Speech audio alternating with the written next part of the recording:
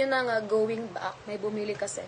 And yun lang naman, una is makabuo ka pa ng mandaming pang friendship sa MNHS. Pangalawa is magkaroon ka ng good grades, a lot of achievements, lalo na sa extracurricular, and of course, sa track or sa inside school achievement mo. And third is ano pa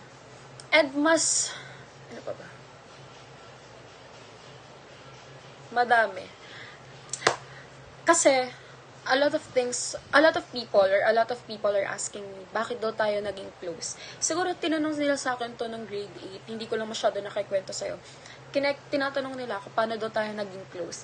And hindi ko yun talaga maalala yung pinaka-exact date or pinaka-exact moment paano tayo naging close ng grade 8. Basta ang alam ko nun is, every year, nagmamature tayo nun. And siguro yung grade 8 na yun, yung naging starting point para mas maging mature tayo.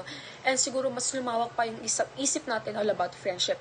And siguro dahil na rin yun sa influence ni Ma'am Jod na sabi niya na wag daw magkaroon ng parang circle sa friendships. And dun pumasok sa isip ko na mas okay pala talaga na mag-discover or mag-explore, lalong-lalo na sa friendship. Because those moment or those time na nakilala kita is one of the best highlight of my grade 8 because those moment na nakilala kita is yun talaga yung nagpabukas sa isip ko na talagang may friend pala talaga na ganyan, reliable, talagang mahihingan mo ng anything, lalo na sa advices and anything na talagang meron kang iniisip, lalo na pag mabigat yung iniisip mo or anything na meron kang naguguluhan, you can just say it anything to Angela and she will relieve or ease that pain you're having.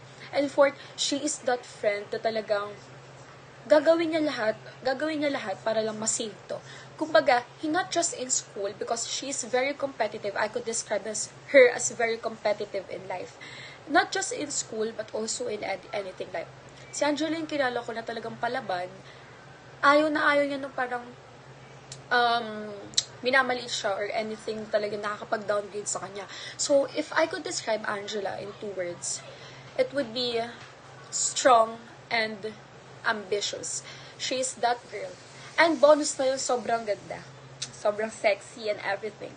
So, yun lang naman yung wish ko ngayong 16 mo. Sana talagang mas maging mabait ka pa, mas maging open ka pa sa mga tao na, and always set in your mind that you are not alone. You have everyone. You have your friends, your family, your closest friends, and even Jeboy to have you, to hug you, and even comfort you in the toughest and the hardest times.